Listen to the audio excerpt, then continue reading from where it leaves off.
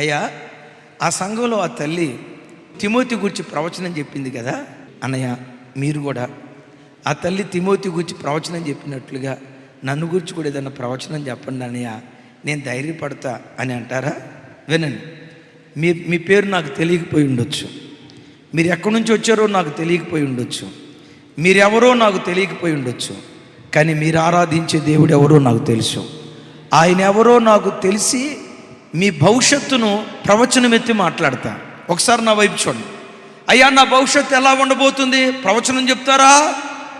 నా పిల్లల భవిష్యత్తు ఎలా ఉండబోతుంది? ప్రవచనం చెప్తారా?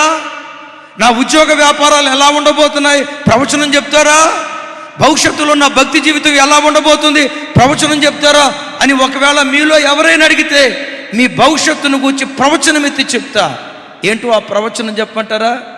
నీ తల్లి వంశంలో ఎవరిని దీవించనంతగా, నీ తండ్రి వంశంలో ఎవరిని దీవించనంతగా, నీ పూర్వపు వంశ చరిత్రలో ఎవరిని దీవించనంతగా భవిష్యత్తులో దేవుడు నిన్ను దీవించబోతున్నాడు.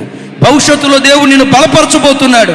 నీ పితరుల్లో ఎవ్వరికి ఇవ్వని ప్రత్యేకమైన ఆశీర్వాదం నీ తల మీద దేవుడు కుమ్మరించబోతున్నాడు.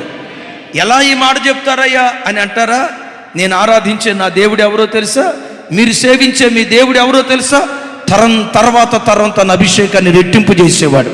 నీ తల్లి మీద నిలిపిన అభిషేకం కంటే మించిన అభిషేకం నీ మీద దేవుడు కుమ్మరిస్తాడు. నీ తండ్రి మీద నిలిపిన అభిషేకం కంటే మించిన అభిషేకం యేసు నామములో నీ తల మీద దేవుడు కుమ్మరింపజేస్తాడు.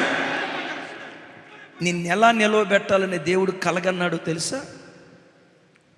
నిన్నెలా ఆశీర్వదించాలని దేవుడు కలగన్నాడో తెలుసా? నీ పట్ల దేవునికి ఉన్న గొప్ప ప్రణాళిక ఏంటో తెలుసా? నీ తల్లి వంశంలో, నీ తండ్రి వంశంలో, నీ తాత ముత్తాతల వంశంలో, నీ పూర్వపు చరిత్రలో ఎవ్వరికి ఇవ్వని ఓ ప్రత్యేకమైన ఈవి నీ కొరకే దేవుడు దాచిపెట్టించాడు. అది నీకు మాత్రమే ఇవ్వాలని దేవుడు కోరుకున్నాడు.